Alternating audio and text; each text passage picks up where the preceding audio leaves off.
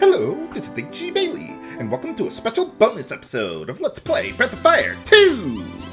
Since last time, I went back to a previous save state that I made before we couldn't use Mina anymore, and, well, we're back at the town of Pharma there, and, well, something I didn't show off during the main storyline was, well, they got a whole bunch of these other great trees throughout the world.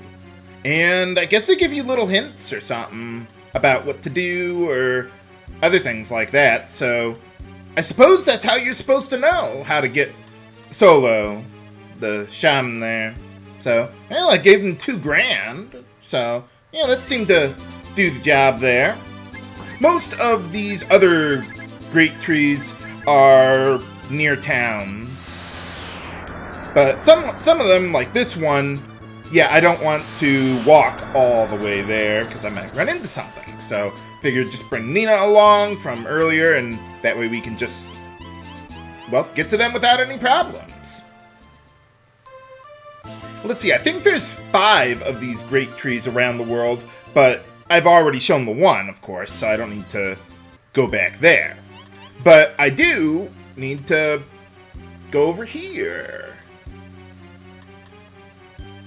Oh yeah, I was over there. I guess that's how you're supposed to know about her, too, huh? Oh, well, yeah, she does have huge tracts of land. Absolutely. What do you mean, break character now? I don't even know you well enough to have an idea of what your character is like. Besides, why would you care about her? No, I don't want to know. Don't answer that, viewers. Let's see. I forget if I showed this one off, but we'll do it now. Unfortunately, yeah, Nina can't land right next to it. You have to have Apsara to walk here, which is why Valerie couldn't come over here either. Oh, yeah, I kind of saw what was going on around here. Doesn't look like you're doing that bad over here. At least just from what we're seeing here right now. But, okay. Yeah, there's a few things that I'd like to show off from the game for a few bonus episodes, at least. Another thing I want to show off coming up are some more of the transformations or fusions that some of the other characters have. I mean, they're good, just if only for the raw stat boosts. Some of the secondary commands can be pretty good, too. I prefer the way I did it, of course, but yeah, other characters, they can pitch in, too. Okay, last great tree, I think. Oh, yeah, I've already been there.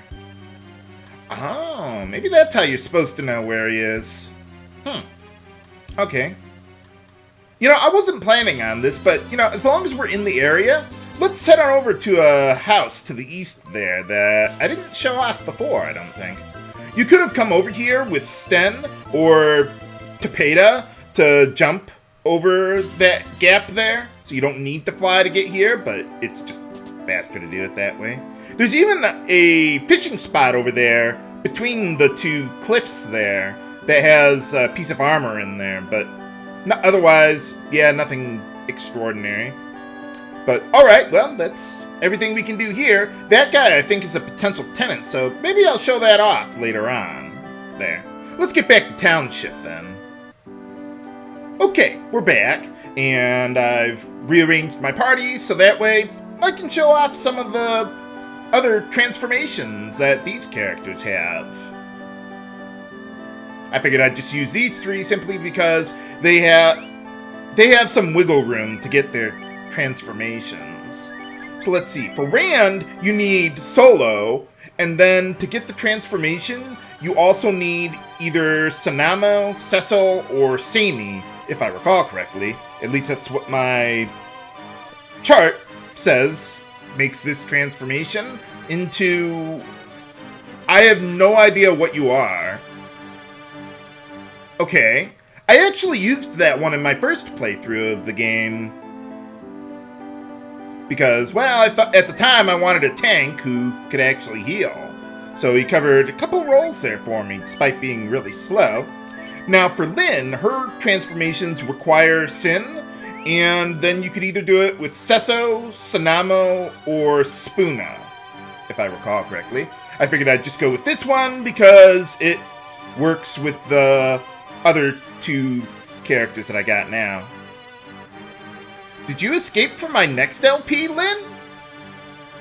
Kinda looks like it with the blue skin and the blonde hair. Maybe you should get that checked out. Like, you're losing circulation there. Getting worried about you there, Lyn. Now, for Tapeta, in order to get his transformation, you need at least Sani there, and you could do that alone, too, if you wanted. Though you can also still get the fusion or transformation if you hook up with Spuna or Sesso as well. So I figured, well, Tapeta could use the speed, and he looks like he's also suffering from a, circulation problem. But alright, let's show off the characters that we got here. There's still a couple more, but, well, I can only show off 3 at once. So, can't bring Ryu out of the party. Can't part company with yourself, that's just creepy. Okay, so, Ryu, just defend. Rand, I don't think his rouse command changes at all. I think it's exactly the same. He just gets different stats, as far as I know.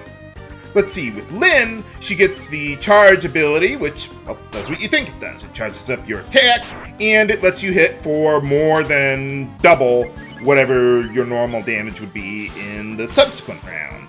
So, yeah, not bad, considering I haven't level grinded you at all. And let's see, for Tapeta, he's got a similar deal going on there, where he charges up, and, well, let's see what happens in the next round. Did you get him? Whoa, look at that damage! Yeah, he hits all enemies for max damage. Doesn't matter what his level is. But I don't think it's guaranteed. I think that can potentially fail there. So, now, I don't know, actually. Because I've never used Lyn and Tapeta with their ultimate fusions like that. But, well, there they are.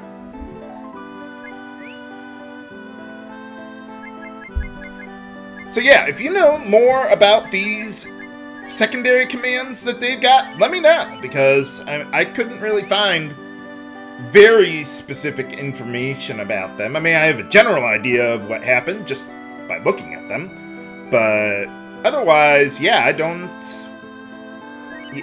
really know what's the point of Rand's transformation is there, other than just the stat boosts. But you would think they would have changed his command somehow. I mean, maybe they did, and it just has the same name. I don't know. It doesn't seem to do anything different from what limited testing I did here. And now, for Apsara, to get this one, well, as you can see, you need Sanamo and Sin, specifically. I don't think you can adjust either of them and still get that particular transformation out of her. So, yeah, we can give it a little try there. And let's see, for Nina, this is one that I actually banned when I was doing my testing, because her secondary ability negates the intended challenge of the final dungeon. Let's put it that way. So you put Spuna and Sani together, hey, you become a great bird or something or other. I wonder if you can fly on your own like that. No, sadly, she cannot. But let's give these two a try here. Just get into whatever random battle I get. It doesn't matter how powerful the enemies are. So let's see. Now, Apsara, she kind of becomes a geomancer or something with her nature command there. I'm not entirely sure how that works for every single terrain. I've heard it doesn't even work in the final dungeon at all. So that wouldn't help. But I don't know. I mean, maybe it does work and I just didn't see anything. So yeah, on this terrain we get, well, a little healing effect that doesn't really matter. But yeah, I didn't do any research on that one. So yeah, I don't know about that. But now, you see with Nina's Banish command, it makes all the enemies running away, and that works against almost anything, even in the final dungeon. It is obscene. So I decided not to go for that, and now let's head on back to the Abyss Tower to show off some other enemies there. Okay, we're back at the final save point in Abyss Tower here, and, well, someone requested that I show off a couple rare enemies around here. I don't know how the encounter rate works, but I do know where they can be found. So in this huge room, it's a lot bigger than what I've shown, there's a room to the left, and then there's a room to the right, and they loop around to each other. But I think in each of the rooms, there's one monster that is unique to that room. So let's see if I can find it here. No, okay. So what I'm going to do is I'm just going to walk around until I can find the guy. And be right back.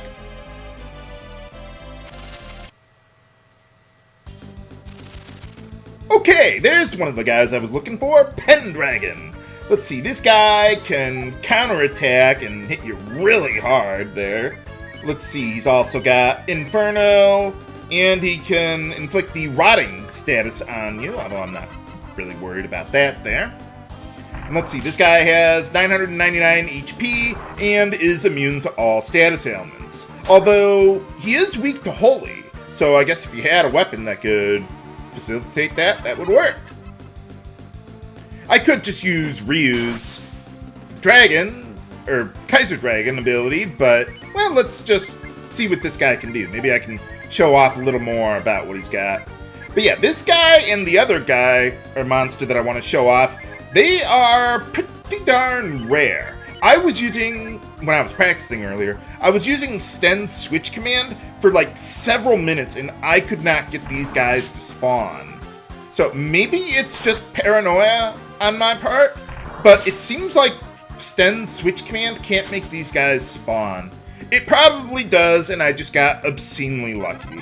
But the other reason why I wanted to spawn the guy the way I did was so that way you could see, yes, this is indeed where the guy spawns there. So that's where you gotta look. At least here, I don't know, maybe they can be encountered in the huge room there, and there's nothing special about this room here. I don't know. Now, one thing about this guy, one of the reasons why I was asked to show this off is because, well, this guy can drop a couple accessories. At least in the official translation, it was the Love Bracelet and the Life Bracelet there. So let me see if I can get that here. They are pretty darn rare, though. Or, yeah, okay, we got nothing. Well, let's head on to the other room, then. And there's one other rare monster that goes along with these guys. Let's see, the Love Bracelet, or Love Brace, that gives you an HP regen effect, I think when you're just walking around, like the Life Armor. And the Life Brace, yeah, makes you immune to instant death, but we already got one of those, so I'm not worried about it. So you can see here, this is on the right side of that huge room there, and there's an ultra rare monster you can meet up with here, too.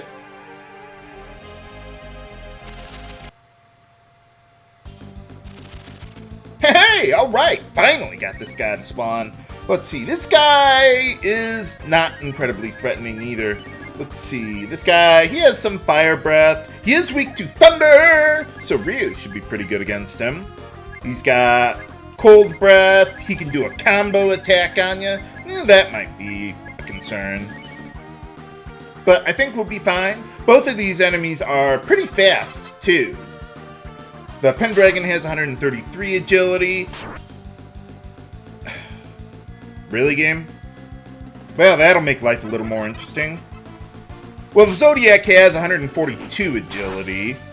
Whoa, look at that damage! Yeah, he's got like 890 HP, so that can help out there. Alright, so we got, let's see, from this guy, he could drop the Army Gloves or the Nine-Tail Whip, which I think is the more ultimate than ultimate whip for Apsara there, but I'm not gonna bother with that.